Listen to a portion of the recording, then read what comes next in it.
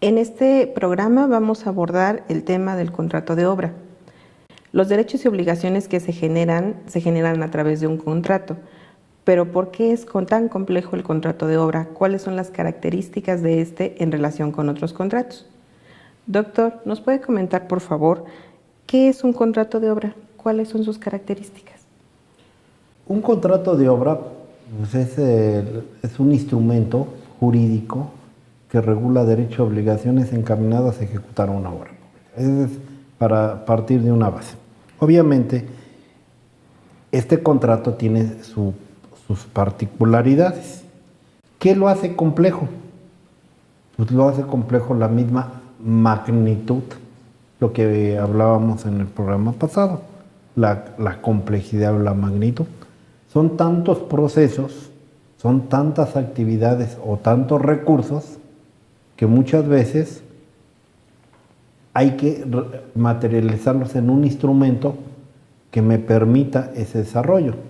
Aunque ya hay cláusulas que ya son normales, pues muchas veces la obra pues, no respeta, vive y tengo que prever en un desarrollo de la obra pues todo lo que me vaya viviendo, tanto en público como privado. Tiene sus características una y otra, son distintas, sí, pero en esencia, desde el punto de vista técnico, es un proceso muy complejo que por mismo, para regularlo, pues se hacen muy extensos, porque tengo que establecer especificaciones de construcción, cuáles son los planos, qué quiero, cómo lo quiero, qué materiales, cuál es la calidad, y luego todo si llevan determinados equipos, en qué momento me los entregas. Vienen una serie de temas que en el contexto los hace muy complejos, ¿no? Obviamente habrá quien dice, por ejemplo, ¿por qué los contratos del BIR, del BID son muy sencillos? Pues sí, porque es una hojita, sí, pero es una hojita, pero abajo trae todo un respaldo, ¿no? O sea, se firman en 2, 3 hojas, donde simplemente se hace la materialización o se firma uno y señala que se acoge a todo un clausulado de 500 hojas, ¿no? Bueno, ¿cómo lo quieren ver, no? O sea, o hay contratos simplificados de obra pública cuando son 2, 3 conceptos, pero no es lo mismo manejar 10 conceptos de obra, manejar 5,000, completamente distinto, ¿no? Entonces, por eso son complejos, porque regulan muchas actividades, muchos procesos internos, que eso es lo que le da la diferencia, ¿no? A nivel internacional hay 2, 3, Roberto Romy, de los que me acuerdo, que hablan de esto. En México hay un libro de Porrúa que lo dictó Fernández Ruiz, que habla del contrato y ahí más o menos explica sus características del contrato de obra pública. Desafortunadamente el contrato de obra privada, pocos o nadie de los que yo conozca lo atiende, ¿no? Es obviamente la invitación a escribir. ¿Por qué? Porque tiene sus particularidades, ¿no? ¿Cuáles son las cláusulas, las características? Bueno, pues ya dependiendo del tipo de contrato, ¿no? Nos acaba de mencionar los dos tipos de contratos que existen en obra pública y en obra privada. ¿Cuáles serían las diferencias de estos contratos? Sí, me voy a extender un poco, pero creo que es necesario poner en contexto. A ver, el contrato de obra pública en esencia es un contrato administrativo, ¿sí? Que muchos autores han discutido a nivel internacional, latinoamericano, Agustín Gordillo, algunos otros Becarnis, algunos franceses como Leon Dugy, han hablado de estos contratos, ¿no?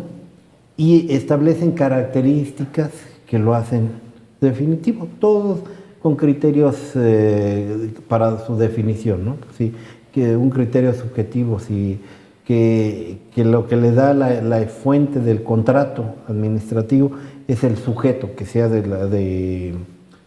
un sujeto dependiente a la administración pública. Que sí, que eso no es lo predominante, sino que es la utilidad pública la que se debe de buscar será administrativo aquel que busque la utilidad pública o un fin público, ¿no? Pero creo que en lo que creo que todos coinciden es el famoso hecho del príncipe, ¿no? O el acto del príncipe, donde dice, a ver, yo como entidad, yo no puedo sujetar mi voluntad a la de un particular. El que quiera contratar conmigo, estos son mis requisitos y se ajustan. Y si no, pues no. Y por lo mismo, pues eso es el contrato de obra pública. Establece una serie de requisitos, el que quiera y los cumple, los lleva a cabo, ¿no? Estamos hablando del contrato porque su esencia es administrativa. Los autores que han hablado de ello no hablan particularmente del contrato de obra pública, pero hablan del contrato administrativo. Si entiendo el contrato administrativo, puedo entender el contrato de obra pública. ¿Cuál es el concepto? Que lo hace más complejo es la parte técnica que le pongo.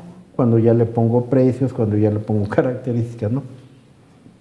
El contrato privado, pues es un poco, va más a la voluntad de las partes que quieren, que buscan, pero su esencia sigue siendo la ejecución de obra.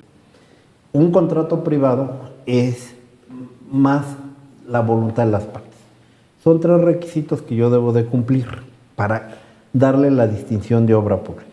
Su objeto, que el objeto sea claro, la ejecución de una obra pública, que es la conjunción materiales, mano de obra y maquinaria, que se conjuntan para la realización de un objeto, que su fin es el desarrollo o la ejecución de una obra, cualquiera que sea.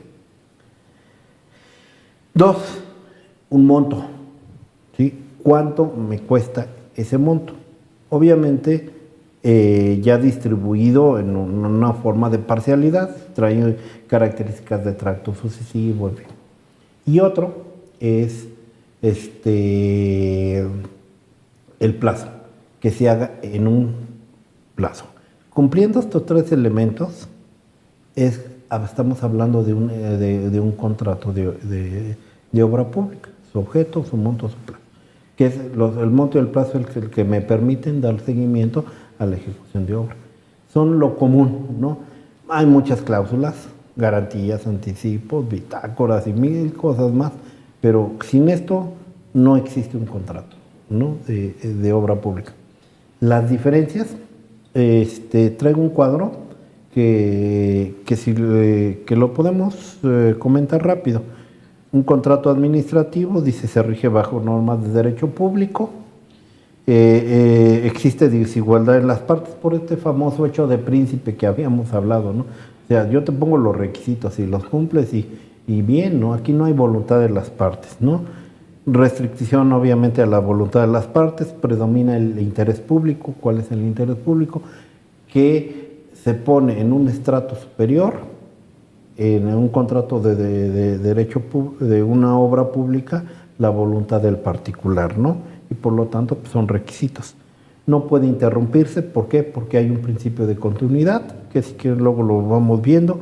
Prevalece, del principio rebus sic stantibus. Eso es lo que dicen los tratadistas, ¿sí? Este es un principio que te permite adecuar a las condiciones actuales tu contrato. O sea, si sucede un cambio violento por inflación, bueno, revisa tu contrato y ajústalo. A nivel internacional, ese es el principio. En México no está permitido, pero como principio, esa es una característica en derecho privado que debe de predominar, ¿no? ¿Por qué? Porque hay un principio de equilibrio financiero, de flexibilidad, un principio de mutabilidad, en fin, incluso el principio de continuidad, que son parte de estos contratos de obra pública. Y obviamente prevalece el equilibrio financiero, que lo hemos comentado. Un contrato civil, privado, de obra pública, pues, se rige bajo normas de derecho privado, donde pues, hay una igualdad de las partes, o sea, no hay ese famoso desequilibrio que existe, Bueno, que la práctica pues, tampoco así es como tal, ¿no? O sea, yo cuando una empresa contrata a un privado para hacer una obra, pues estos son los requisitos, si los quieres bien y si no, pues no. La autonomía predomina en el interés de los contratantes, pueden interrumpirse en cualquier momento, pero prevalece el principio general de pacta sunt servanda. Solo a manera de recapitulación, me gustaría que nos dejara muy claro estos dos principios. El principio del rebus sic stantibus y de la pacta sunt servanda. En México, ¿cómo es que aplica esto? Son principios de interpretación de las cláusulas del contrato, ¿sí? O sea, un contrato está sujeto a interpretación, o sea, no es de aplicación automática. O sea, eso cualquier abogado lo entiende. O sea, es un principio hermenéutico que te dice. La pacta sunt servanda dice, las partes se obligan a lo que pactaron en el contrato y por tanto no hay posibilidad de moverse. ¿No? Ese es el principio, es el principio de interpretación. Que tú no estableciste una cláusula de indexación o de ajuste de costos, lo siento amigo, no hay cambios, ¿sale? Y es el principio que rige en el Código Civil, que todos los contratos están así. A nivel internacional, la rebus sic stantibus o la teoría de la imprevisión está reconocida, ¿sí? Como un principio de interpretación. Dice, en los contratos administrativos, sobre todo de gran complejidad haciendo particularmente referencia al contrato de obra pública, dice, yo no puedo, ¿cuánto se tarda una construcción de una obra? 3 años, ¿no? De gran magnitud. Pues en 3 años pueden suceder muchas cosas que cambian las circunstancias y como principio te permiten, interpreta y te da la posibilidad de cambiar incluso las cláusulas o hacer ajustes y va en función de otros principios que ahí se manejan, como la flexibilidad, el principio de continuidad, insisto, o sea, que se aplican conjuntamente. La teoría de la imprevisión no lo tenía previsto, por lo tanto reconoce aquellas cosas que no, aquel cambio de condiciones que no tenías previsto y aplícalo. Hablando de esta importancia que tiene la redacción de los contratos, si se pacta o no se pacta determinada situación, ¿cuál es la importancia de que se redacte en forma concreta o en forma muy amplia? Hay contratos que son de una gran cantidad de cláusulas y por ende de anexos, de documentos que los complementan, y hay otros que son muy concretos. Algo claro, algún contrato claro que establezca perfectamente lo que se busca, me va a llevar a una perfecta realización. Claro que me encuentro a contratos engorrosos, mal hechos, que se contradicen, sí, porque los hay, que se contradicen entre las propias cláusulas. En una parte me dice una cosa, en otra, pues lo único que genera es una fuente, va a ser una fuente de discordia y de problemas. ¿Cuál es la importancia? Y para el administrador del contrato, ¿cuál es? Pues que se fije precisamente cómo está redactado su contrato y cómo puede evitar esos problemas, ¿no? O sea, cómo desarrollar todo su función, pues cuidando eso. Una perfecta redacción, pues me desarrollo. ¿Y dónde empieza? Desde la propia redacción. Por eso es importante, ¿no? Ahora, ¿por qué son tan complejos o tan grandes? Por lo que comentábamos antes. Son muchos temas los que hay que manejar. Un contrato tiene un promedio de 15 a 30 cláusulas que son necesarias en el desarrollo. Yo fácilmente les digo, hablo del objeto, del plazo, sí, pero a ver, ¿cómo voy a suministrar el material? ¿Cómo voy a suministrar los equipos? ¿Cómo va la perfecta concordancia? Porque es todo un manejo de procesos y todas las inconvenientes técnicos que se presentan son muchos. La ley nos establece cuáles son los requisitos mínimos que debe de contener un contrato. En su experiencia, ¿cuáles serían estos mínimos que debe de contener un contrato de obra? Mire, ya lo comentábamos. ¿Qué debe de tener? Objeto perfectamente claro, porque además muchas veces no se entiende lo que... O sea, usted lee el objeto, que es la fuente para todos los anexos. O sea, si yo voy a pedir un almacén, ¿sí? O voy a pedir un dragado, un dragado en Salina Cruz, pues no me puede venir las especificaciones de un dragado en Veracruz, porque son completamente distintas. O no puedo poner voy a decir, oye, quiero un hospital en Tapachula o en Jalisco, y me das las especificaciones de Nuevo León, o sea, sí, su objeto, perfectamente claro, y en concordancia con todos sus documentos paralelos, porque el objeto, lo que me dices, quiero un hospital, sí, pero ¿qué es lo que quieres? ¿Cómo va a ser la cimentación? ¿Cómo va a ser la estructura? ¿Cómo va a ser, cómo va a venir la pintura? ¿De qué color? ¿De qué materiales? En fin, viene toda una serie de especificaciones, normas de calidad, especificaciones técnicas de construcción, que es compenetrarse al desarrollo, o sea, y eso viene en anexos o viene determinado. ¿Sí? El pago, ¿cuál va a ser el pago? ¿Cómo se va a hacer?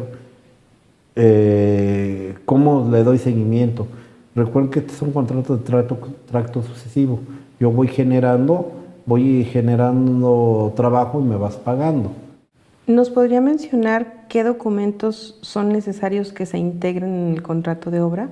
Para entender qué va en el contrato, hay que entender lo que es el famoso proyecto ejecutivo. ¿De acuerdo? ¿Qué es el proyecto ejecutivo?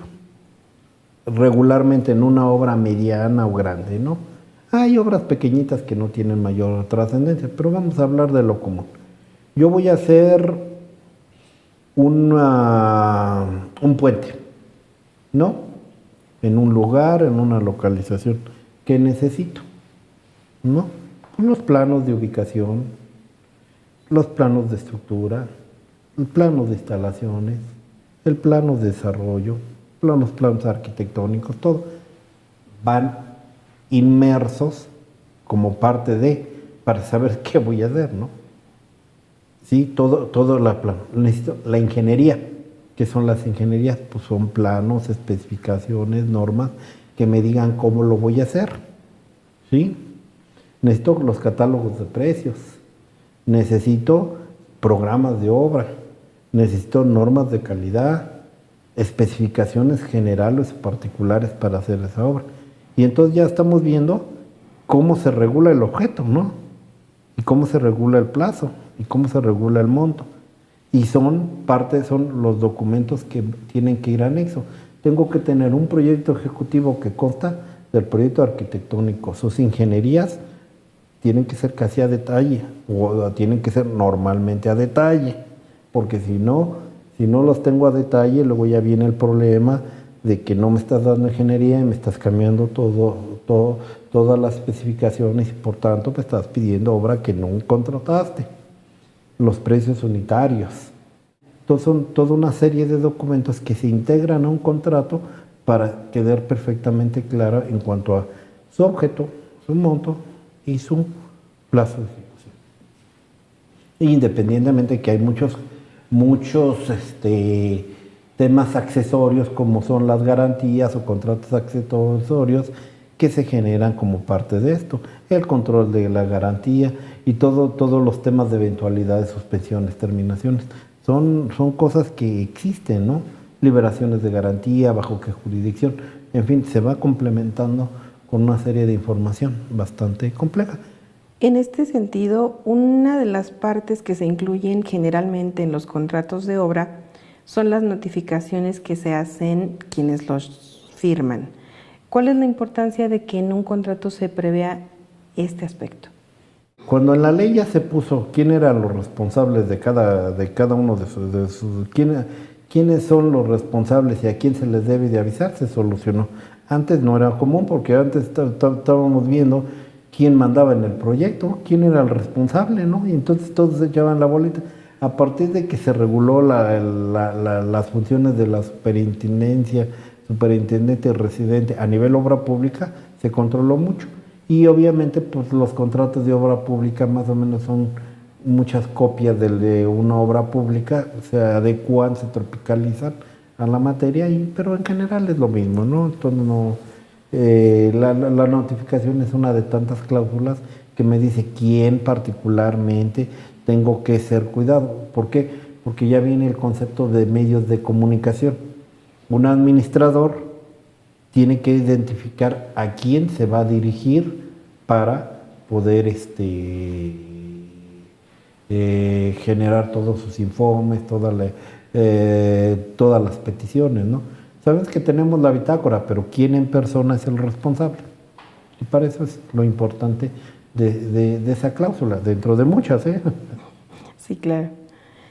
Nos menciona que el contrato es muy amplio. Uh-huh. Por esta amplitud puede haber defectos o deficiencias. Sí. ¿Qué consecuencias se generan cuando estamos frente a un contrato con estas complejidades Pues o estos defectos? Depende de dónde está la deficiencia, ¿no? Depende del tema. No tengo bien regulado anticipos, no tengo bien regulado ajustes de costos, no tengo regulado lo común.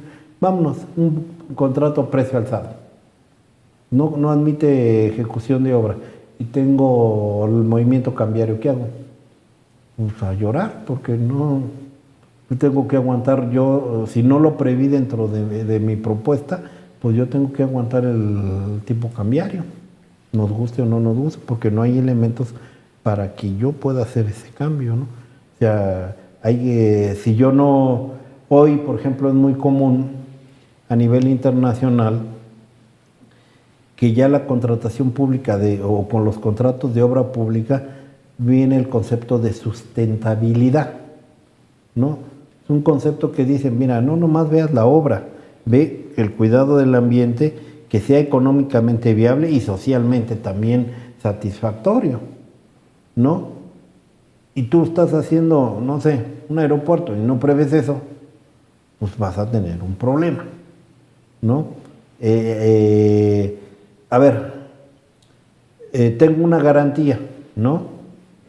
Y yo no preví los vencimientos, pues ahí voy a tener un problema, ¿no? O, a ver, bitácora, no le permito, no establezco un reglamento de bitácora de cómo voy a hacer las anotaciones, pues ahí ya tengo un problema.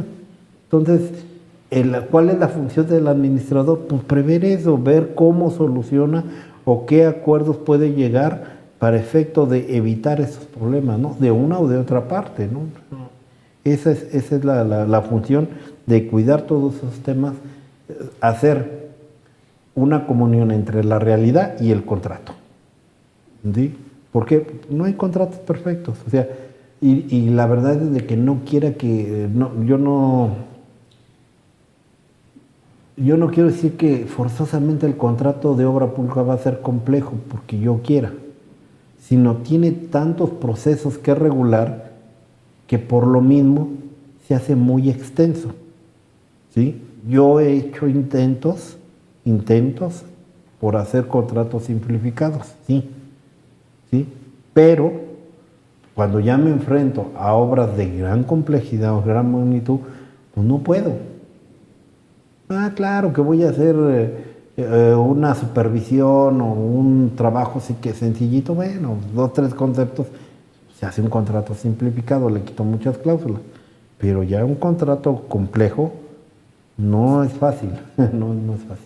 Y hay que tener cuidado en su redacción y en qué es lo que pongo, ¿no? Para continuar, ¿nos podría explicar o compartir qué son los contratos integrales?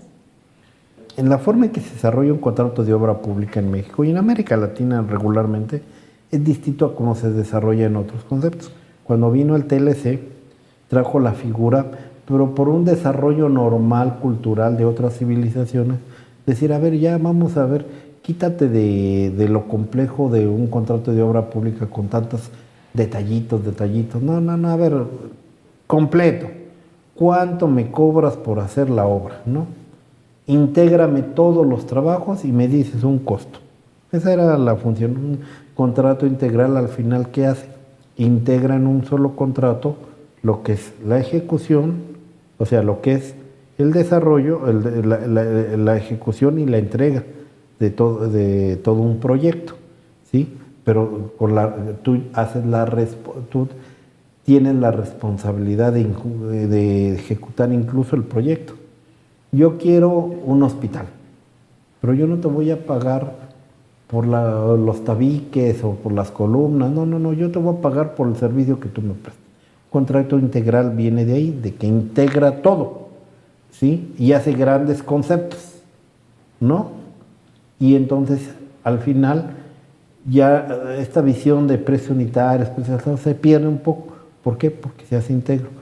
Voy desde que tú me entregas el proyecto ejecutivo hasta que me das resultados, o bien hasta que arrancas la planta o el trabajo, dependiendo del tipo de contrato integrado.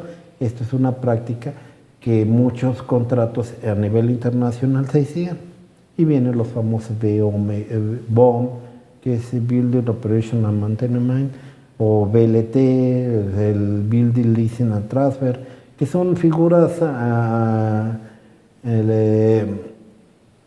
británicas que se acoplaron y se hicieron en contratos.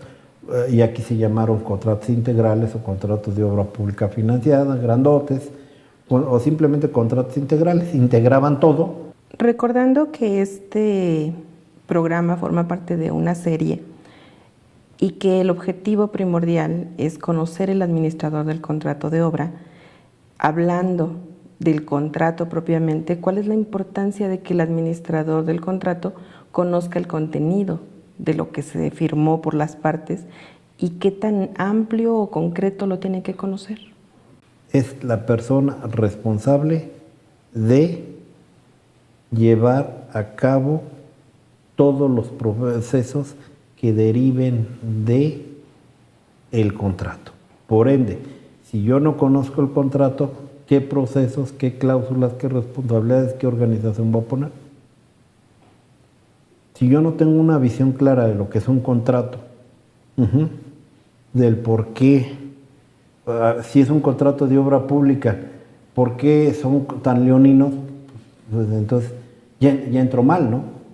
Muchas veces ha ocurrido con compañeros que llegan y ven un contrato de obra pública y dicen, ¿quién firmó esto? ¿Quién en su sano juicio se les obliga, pues, o sea, firmar esta tontería? Alguna vez recuerdo una anécdota de un amigo, dice, oye, pues yo nomás, la única obligación que tiene la dependencia o el contratante o el dueño es pagar, y ni paga. Dice, porque tú no analizas el contrato de pie a pa, son puras obligaciones para el contratista. Y la única que tiene es pagar a tiempo y no paga. O sea, ¿cuál es su función de conocer al derecho y al revés? Insisto, el contrato no nomás son las cláusulas, el esqueleto, es conocer el objeto, el plazo y el monto en todas sus vertientes. ¿Cómo está distribuido? O sea, yo no puedo entender si no tengo conocimientos básicos de integración de precios o ingeniería de costos, pues yo no puedo entender cómo se entiende un monto de contrato. Si yo no tengo programación, si yo no sé de programación de obra o programación de proyecto, pues yo no sé cómo reviso un avance financiero, ¿no?